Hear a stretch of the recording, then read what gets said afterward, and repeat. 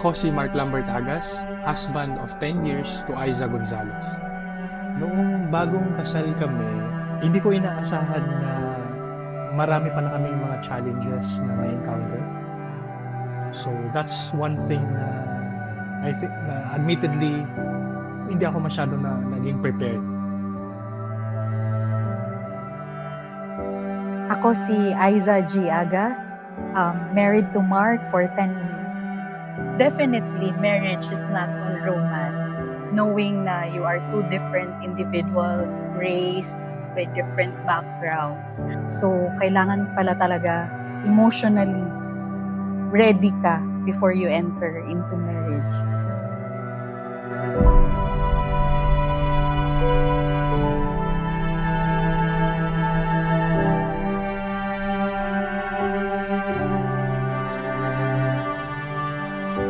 Hello, my name is Amara Keziah G. Agas and I'm the daughter of Mark Lambert Agas and Aiza Agas.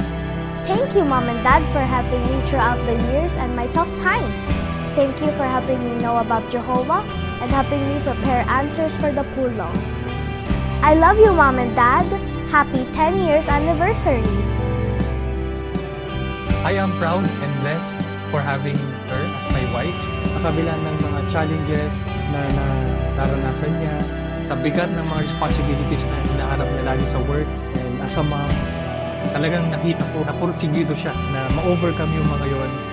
Yung time din na I would say our marriage was like a diamond, full of imperfections. But those imperfections, yun yung nag-highlight kung gaano ka lalim yung love niya to me and to our daughter.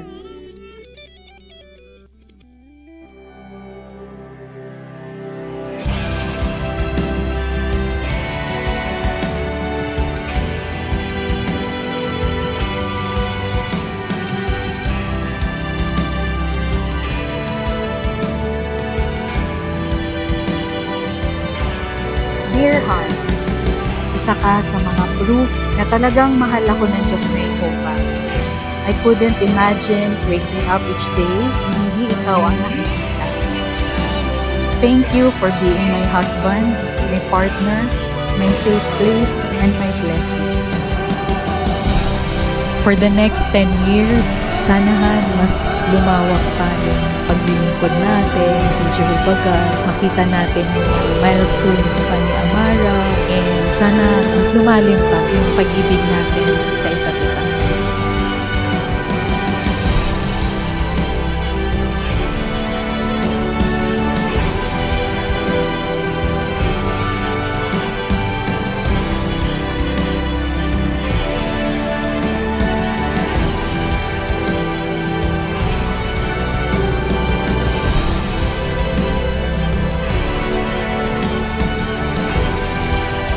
Dear Aiza, taos puso ako nagpapasalamat sa iyo sa lahat ng ginagawa mo para tumibay yung pagsasama natin bilang mag-asawa.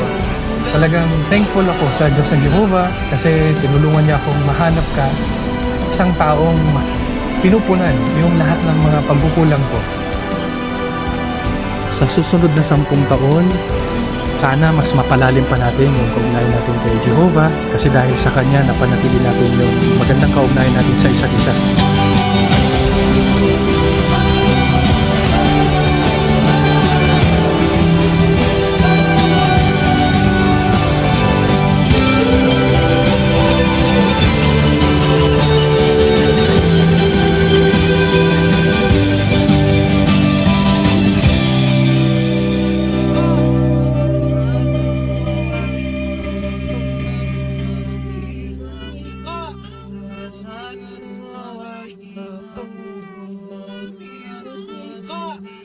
Sana